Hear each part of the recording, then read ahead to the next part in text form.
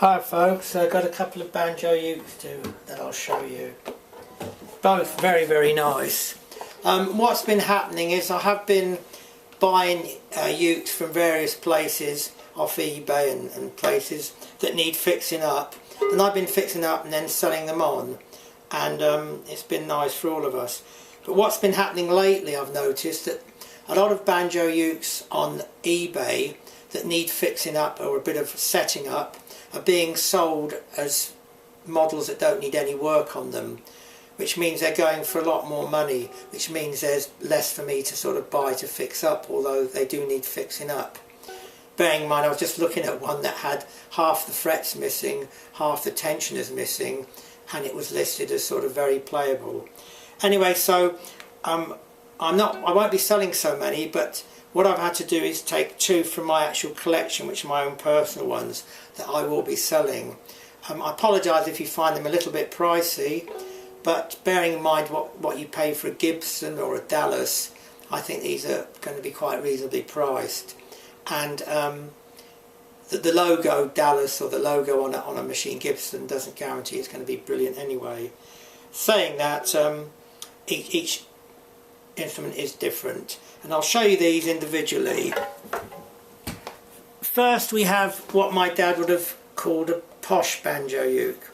This is a broadcaster, late 20s, early 30s, and this is covered in, I don't know exactly what it's called, but it's a sort of, I call it pearloid. It's a sort of fake mother of pearl plasticky material. And not only does it make the instrument look nice, it's more than just decorative purposes. It actually protects the fingerboard along here. A lot of banjo ukes you see will have little dips and hollows where the fingers press down. Well, this will be protected by the pearloid. I put a new skin on it. Well, I put a new skin on it about 4 months ago. I put new tuners on so it works and holds the tuning very nicely.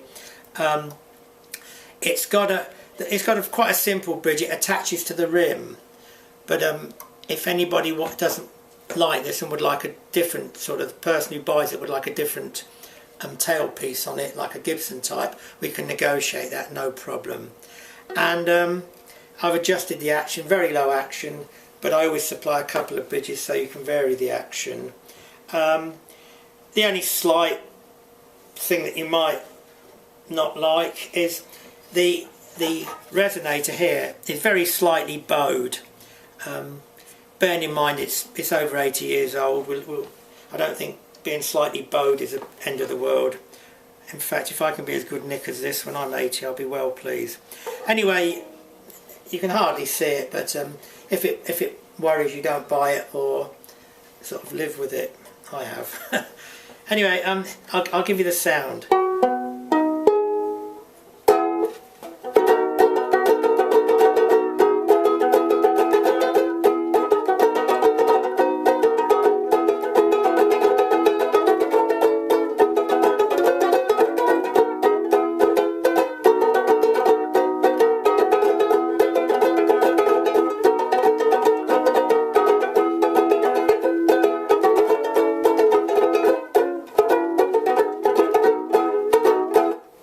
To all those who'd like to know what that tune is, it's not a George Formby one, it's actually a Lead Belly. It's an old ragtime number called Keep Your Hands Off.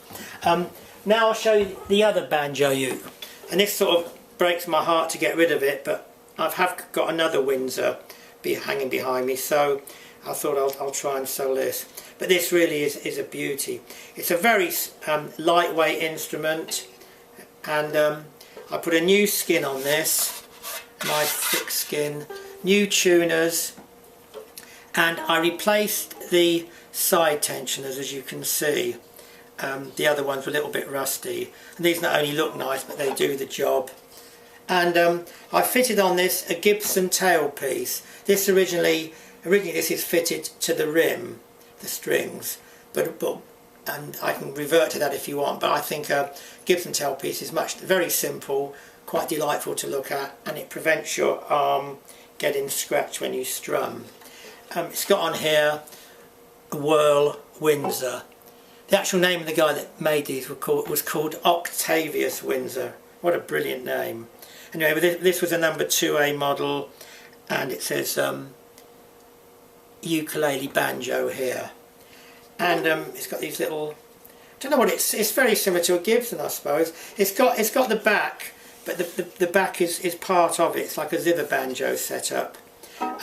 It's got quite a thin fingerboard, and if you've got wide fingers or big fingers, what I can do to whoever buys this, I can supply a bridge with the notches spaced a bit wider, so that won't be a problem. But sound wise, this is absolutely gorgeous. It sort of plays itself. It's sort of very I think the best banjo ukes don't have loads of stuff inside and things hanging off it. You know, it's very, very plain, but it works well. I love this one, and I'm quite loath to sell it.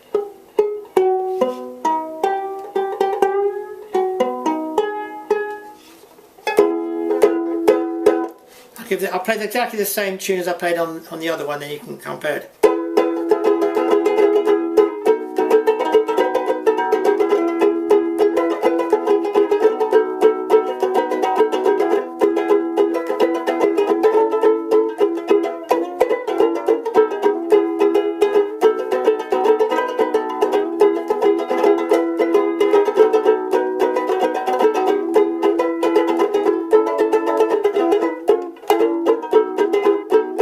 So it went a little bit out of tune because it's got new strings.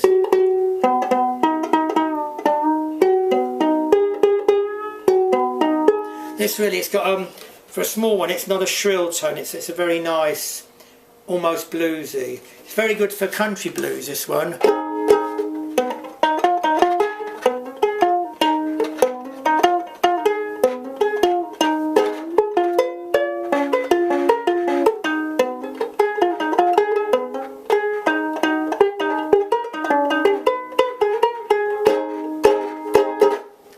That little tune was called Keep It Clean. I'll play one very quick burst on each one so you can compare it again. Here we go.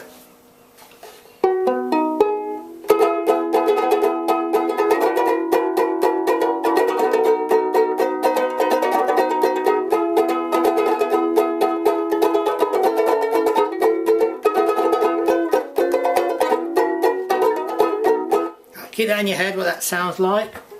We'll play it on this one.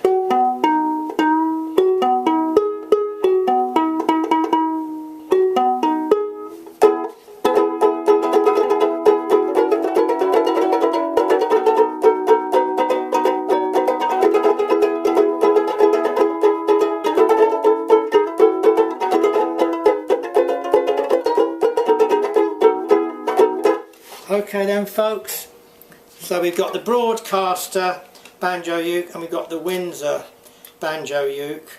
I was looking for about £290 for that one, and the same for that one.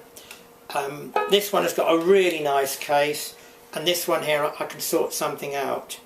But get in touch with me if you're interested, and you can get in touch with me at jasperhappy@hotmail.com.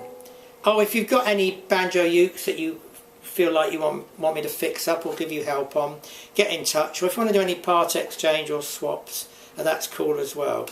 Okay, me darlings, cheers.